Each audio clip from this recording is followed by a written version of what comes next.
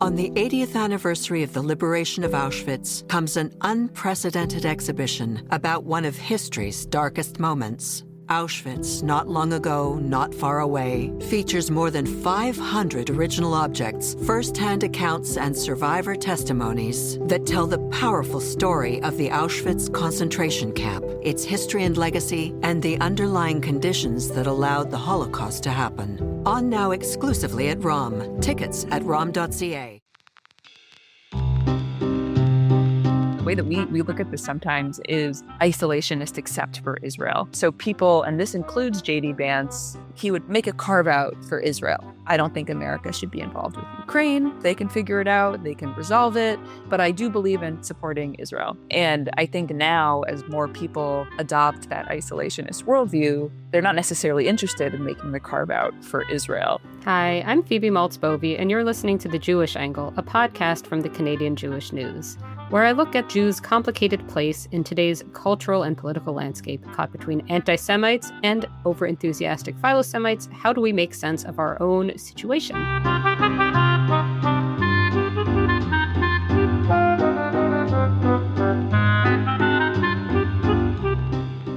So there's a conversation that I see on the left that's very much about calling the right wing out for hypocrisy regarding anti-Semitism, specifically in the United States context. As in, look at Trump doing all these things in the name of fighting anti-Semitism, deporting students, cracking down on universities, when there's Elon Musk doing what looks like a Nazi salute, or Grok on X holding forth about Jews like some sort of Nazi AI, or indeed Vice President J.D. Vance saying whichever isolationist and nativist thing that doesn't seem to bode well for Jews, that you can also find here and there. So we're recording this on July 17th, and it hit me recently that the thing I'd been thinking of as the MAGA movement, as this kind of unified force currently in charge of the United States, is actually a looser coalition of people who disagree in pretty profound ways, including and maybe primarily on things that have something direct or indirect to do with Jews. And I started to wonder if maybe we're seeing something that's more like a rift on the MAGA right between philo-Semitic and anti-Semitic strains. I started thinking about this, then I started noticing about like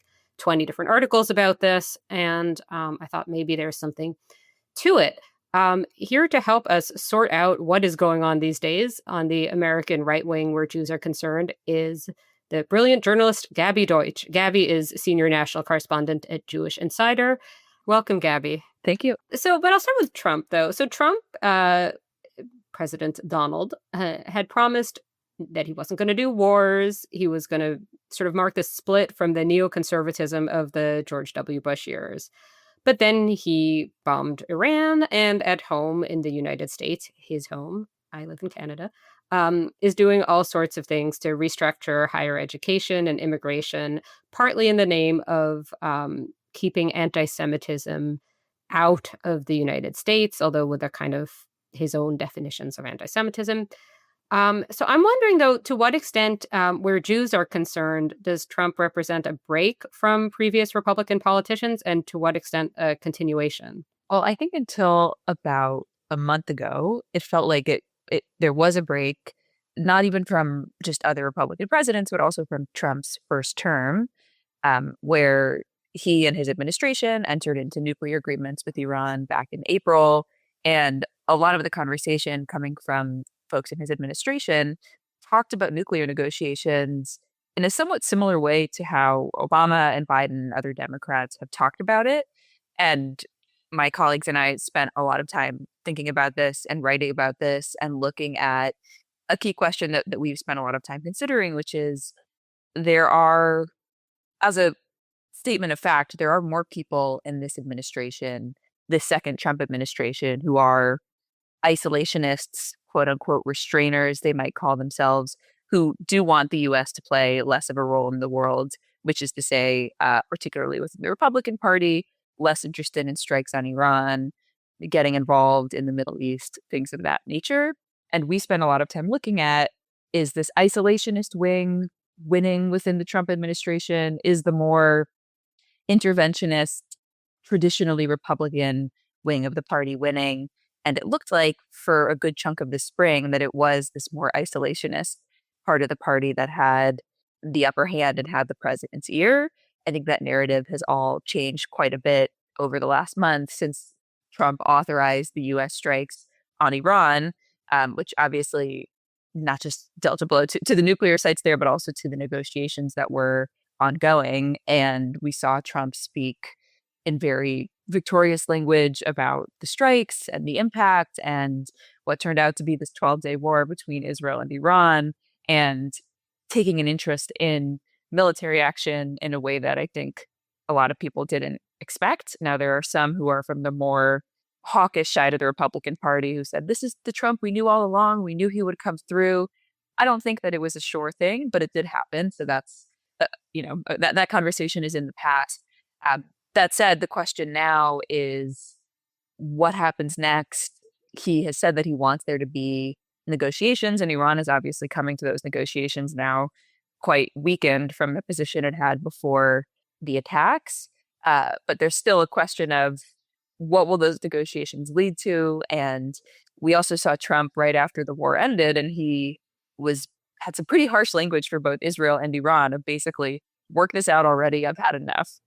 Right. So it's interesting. The whole question of there's isolationism as a kind of foreign policy question, but then there's the question of how transposable that is onto sort of good for the Jews, bad for the Jews type things at home, right?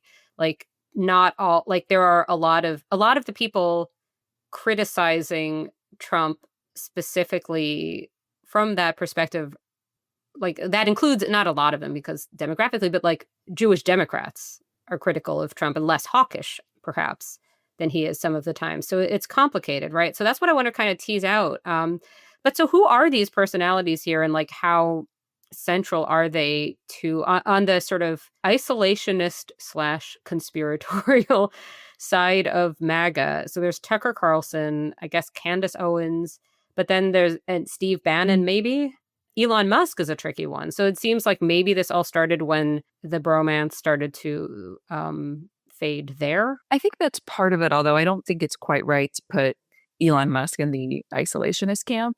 To sort him along neat lines of foreign policy doesn't really add up. Elon Musk. Oh, right. I don't know if it's isolationist. I mean, I even wonder if isolationist versus like interventionist is the framing, because it seems like a lot of it does have to do with conspiracy theorizing and Jews more than specific policies in terms of, I don't know. It's complicated. I think a lot of this goes back to Tucker Carlson, and he already was a controversial figure when he was on Fox News, when however many years ago he left to start his own show that he runs on social media, and he has his own platform now where he operates and can basically say and do whatever he wants. He's a voice who always has had a lot of sway, at least in the past several years, on the American right. And now he could say whatever he wants. And he has been very, very skeptical of America's relationship with Israel. Certainly that's a part of it. And he's brought in revisionist historians to talk about the Holocaust and, essentially to frame, I believe, Churchill as the bad guy in one of those conversations. And we will get to this. Yeah. And I don't want to put all of this on any one person because there's much more than that. But I think if we can look at a source for where some of this is emanating from and where you have a permission structure built in, and you look at some of the guests that he's had, I'll also add Joe Rogan into the mix, who you can't necessarily neatly put him on the American right. He supported Bernie Sanders in the past, but Trump did go on his podcast last year, and so did Vance during the election, which Kamala Harris did not. Not that she was invited, for the record, but there is a certain friendliness on the right. And Joe Rogan has also brought in some very conspiratorial guests who have similarly said some very shady things about Jews, about Israel. That's something that's been happening on his show for a little while now. It's interesting because, like, I had just thought about it. I'm American as well as Canadian. I'm a Democrat. I had just kind of thought of it. Oh, that's sort of the right wing. It's like, it's actually, there's a lot more sort of internal division than I'd sort of been thinking about. But I also wanted to ask, so who, apart from Trump, are the, I don't know whether to call them interventionists, philo-Semites, whatever, people who are adamant about doing things in the name of what's best for Jews in various ways? Would this be like Marco Rubio or Ted Cruz, like in terms of politicians? Is that? I think on the interventionist front, the hawk front, whatever you want to Mhm. call it when it comes to foreign policy, Ted Cruz for sure. And Ted Cruz and Tucker Carlson last month had a big debate, brawl, whatever you want to call it, where Ted Cruz went on Tucker Carlson's show and they really got into it on a lot of this stuff. And I'll just also add, kind of interestingly on that, Tucker Carlson now presenting himself as this very dovish anti-war guy, taking on Ted Cruz, who is much more hawkish, much more, cheering on of American intervention in the Middle East. After that interview, you had a number of very high-level people who had worked, or very prominent, let's say, Democrats, people from the Obama administration, who were cheering Tucker Carlson on. Like a couple of the guys from the Pod Save America network were saying, yeah, this is a great interview from Tucker Carlson, which is just jarring because he is a deeply racist person who has said all kinds of things that 99% of which Democrats would hate. But we'll just leave that kind of strange bedfellow situation for a moment. I want to talk about that, though. I do. And I'm going to interrupt my own next question because I want to ask about the sort of horseshoe theory aspect of this, because it does seem like there is this kind of agreeing to hate Israel and to not necessarily be the most positively disposed towards perhaps American Jews. That does seem to allow a certain amount of that. But like, do you think that there is the potential for any sort of like larger allegiance over that issue among people who otherwise are just so completely different politically? I don't necessarily see a big political shift where the anti-Israel people like the on the left, like the Marjorie Taylor Greene and Ilhan Omar, right? Yeah. Like I don't see the two of them ever becoming part of the same party. I'm sure that they hate each other, but yeah, just to finish that thought on the horseshoe theory, if you will, of the extremes of both sides coming together. Where recently Marjorie Taylor Greene, she of the Jewish space lasers fame or infamy, and Ilhan Omar of the All About the Benjamins fame or infamy, far left, far right, each of them released legislation that would have zeroed out American dollars to Israel for missile defense. And that's for defense. And, to find any other issue where the two of them might have common ground, I don't know that it's zero, but I would venture that it's pretty close. So I don't think that they will necessarily take up arms and be on the same party, but it is something that we are seeing more of. And I'll just add one more example to get into the weeds a little bit of American politics, but that is what we're talking about. There was legislation that Jewish organizations have been trying to pass for a while now called the Anti-Semitism Awareness Act, which was a federal effort to try and help in the fight against anti-Semitism. And one piece of it was that it would have endorsed the IRA definition, the International Holocaust Remembrance Alliance definition of anti-Semitism, which has been widely adopted by most groups in the Jewish world and several states and dozens of countries and the American government, but also is controversial on parts of both the left and the right for different reasons. But then last year, when this bill came up in Congress, we all learned about another way that this definition is apparently controversial, which is that there were some Republicans who voted against this law and the use of this definition because they think that it would deem Christians anti-Semitic for saying that the Jews killed Jesus, which of course the Jews did not do. And in fact, it probably is anti-Semitic to say that. But for that reason, there were some Republicans who voted against the bill. So different reasons, but then ultimately you still have some people from both parties who are voting against this otherwise bipartisan piece of legislation.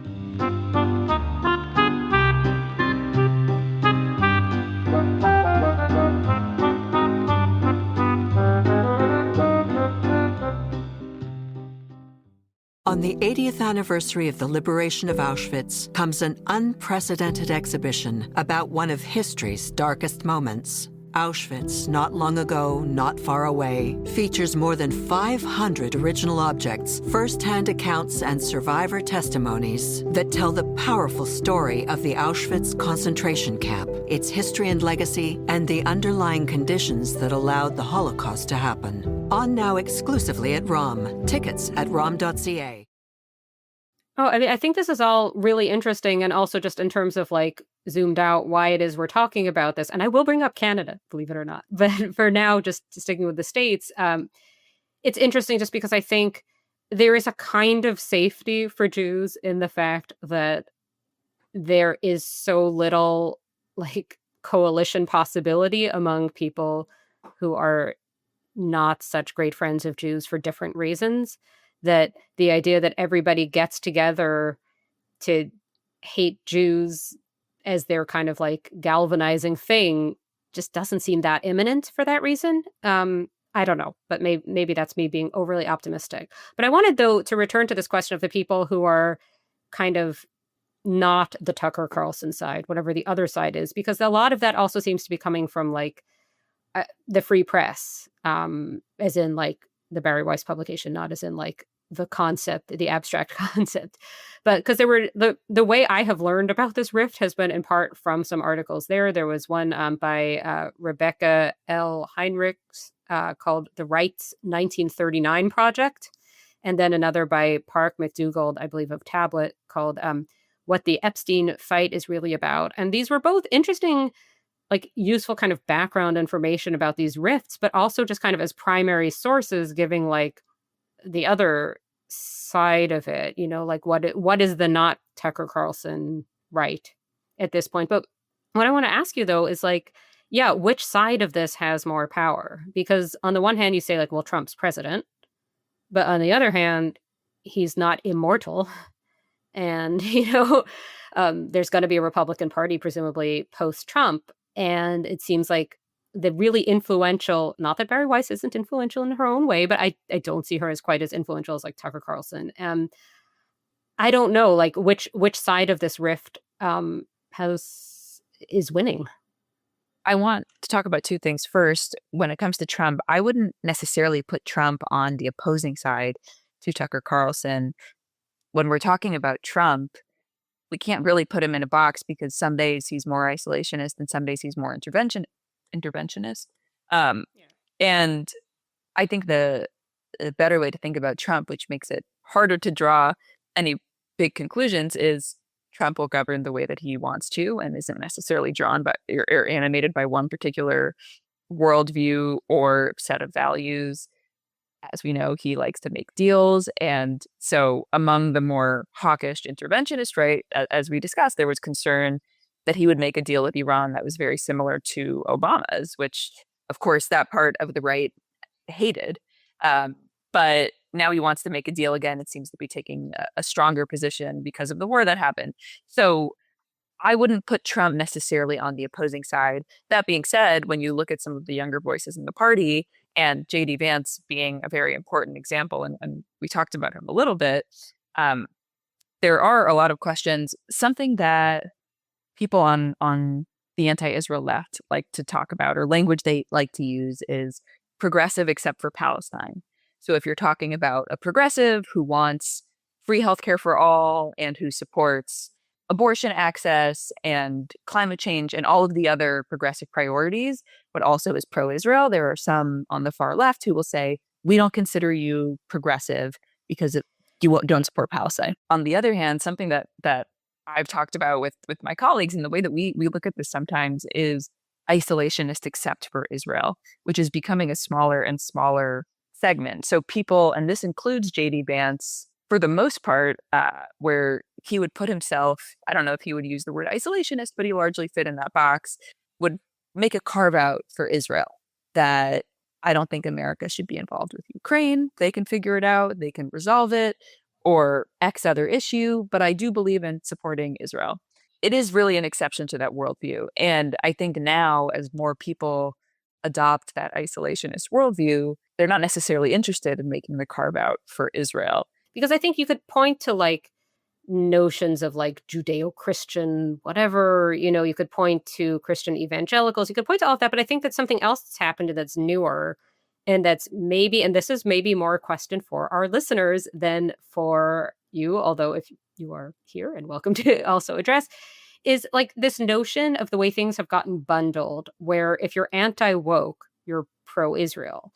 And where putting like, if you're not even necessarily Jewish, but you have an Israeli flag emoji in your bio, that's a certain stance regarding like a whole, like the sort of omni cause versus anti-omni cause. You know what I mean? Like the whole idea of how these Absolutely. things have gotten bundled. And I wonder whether, like my impression, not being a wonk in either Canada or the US and knowing bits and pieces now of both, is that the anti-wokeness right wing is maybe more of a central thing in certain respects on the Canadian right, such that a sort of anti-Israel right-wing position would maybe be like less of a thing in Canada. Maybe it would be more like that would be more of a left-wing position. Again, if you are listening and you are Canadian, tell me why I'm wrong to think like this. But one thing, I just want to ask you one more question since you are the US expert. Is there an equivalent rift happening among the Democrats? Because I've mainly followed this sort of US politics in terms of this New York mayoral primary, where it seems like there was some kind of putting past of differences and uniting of various people with various views on Israel and other such topics against Cuomo and kind of gathering in that way. Has there been similar happening like on the federal level, but against Trump? Or is it more like there's a rift underway? First, just to add one point on the Republican side, there absolutely is a rift. I think at this point, there isn't a huge rift toward Israel. I mean, this isolationist camp absolutely does not necessarily want more engagement with Israel, but I don't think that is as large yet within, let's say, among congressional Republicans, as we see with Democrats and Israel. So I would say that there absolutely is a rift, and to bring it, again, it's happening on both sides, and I think with more time on the Republican side, it will start to come out more. Something that I was looking at before we came on here, just some polling data I actually was talking about with a colleague earlier, that there was a poll that came out last month showing the lowest ever support for Israelis among Democrats. 12% said they sympathize more with Israelis, 60% said they sympathize more with Palestinians, and that was down from 34% who said they sympathized more with the Israelis just a year and a half ago. So that number went from 34 to 12. And on the Republican side, something interesting was that there is still a large majority who says they sympathize more with the Israelis, 64%, almost two-thirds, which is a big number. And especially when you look at that compared to Democrats, it feels really high. But compared to a year and a half ago, that's down from 80% among Republicans. So it went from 80% to 64, which are both good numbers, big numbers, if you will, but there is a change happening in that direction as well. And it's not necessarily at the same crisis point that I think some in the pro-Israel world in America see among Democrats, but it is happening, that decline. So something to keep an eye on. And among Democrats, was there a specific question about Mamdani? Oh no, just whether there's much of a rift over Israel among like Democratic politicians at this point, in the same way, whether there's like falling outs. I would say, there like a Ted Cruz versus Tucker Carlson happening on the left? Not so much with outside media figures in the same way, because there aren't really Democratic or liberal media figures. Who's the left's Joe Rogan was never resolved, right? Well, that's correct. There is someone who was floated that way in a lot of profiles named Hassan Piker, who is a streamer on Twitch who gets millions of views all the time and is deeply anti-Semitic and sometimes also hosts Democratic lawmakers. He hasn't quite mainstreamed in the Democratic Party in the same way, but that certainly is one person. But within the party, absolutely, there's a growing number of Democrats who don't support even Iron Dome funding for Israel. And what we saw in New York and what continues to play out, and we don't I don't know that it will resolve to the satisfaction of pro-Israel Democrats, but this mayoral candidate who really refuses to disavow the phrase globalize the Intifada. And there's a lot of angst happening now among Democrats where Mamdani has a ton of excitement among young people and people are energized about him. And so the question of, can you accept those things that are positive for the party at a time when people are so upset within the Democratic Party and think that the party is doing like a horrible job? Do you take a candidate who excites people and talks about things people care about, but also is very, very left on Israel, was a founder of Students for Justice in Palestine at his campus, for whom being anti-Zionist is a deeply held belief? Do you hold that person up as the future of the party because on this other stuff they're good? And I think a lot of Jews really feel caught in the middle right now. And then you have a lot of leaders in the party who are taking this wait and see approach to see if maybe Mamdani will finally say the thing they want him to say. And I think he has. I have seen some headlines. So I did a podcast on the Mamdani topic as well. And I think since then I've seen some headlines saying that he is stepping away. He was, I don't remember exactly the phrasing, but like he's not so into the phrase globalize. He's not so defensive of the phrase globalize the Intifada as he had been. Right. I think there was a meeting. Not that he was never the one saying it was complicated. It was that he didn't condemn it. Right. Right.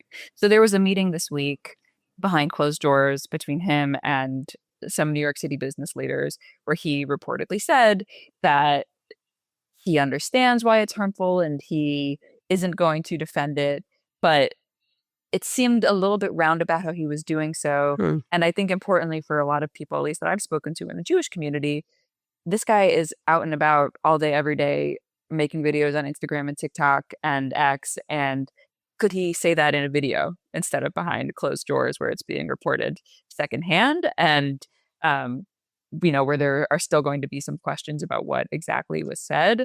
So it's definitely a step forward, but clearly this issue has now in a lot of ways overtaken the race in a way that many Jews would simply rather globalize the Intifada, not be like the defining issue in the New York City mayoral race. It's making me think of when somebody will like, I don't know, I guess maybe as an opinion writer, I get this more, but where somebody will like DM me, I won't say this publicly, but I agree with you. And it's like, what do I do with this?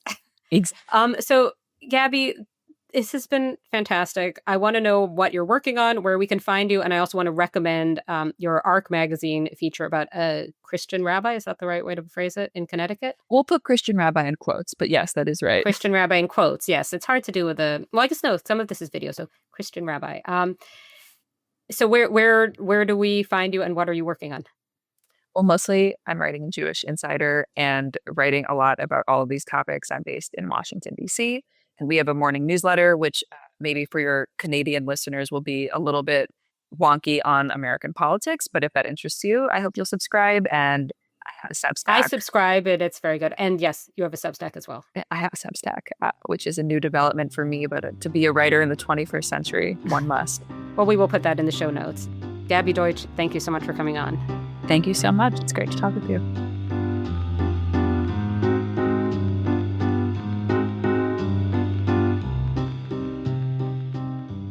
Thank you for listening to The Jewish Angle, a podcast from the Canadian Jewish News. This has been Phoebe Maltz Bovy, opinion editor of the CJN and a contributing editor of Scribe Quarterly, the CJN's print magazine. The show is produced and edited by Michael Fraiman. Our music is by Frank Fraiman.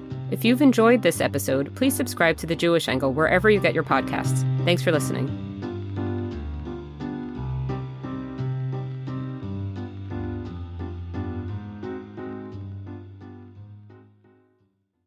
On the 80th anniversary of the liberation of Auschwitz comes an unprecedented exhibition about one of history's darkest moments. Auschwitz, Not Long Ago, Not Far Away, features more than 500 original objects, first-hand accounts, and survivor testimonies that tell the powerful story of the Auschwitz concentration camp, its history and legacy, and the underlying conditions that allowed the Holocaust to happen. On now exclusively at ROM. Tickets at rom.ca.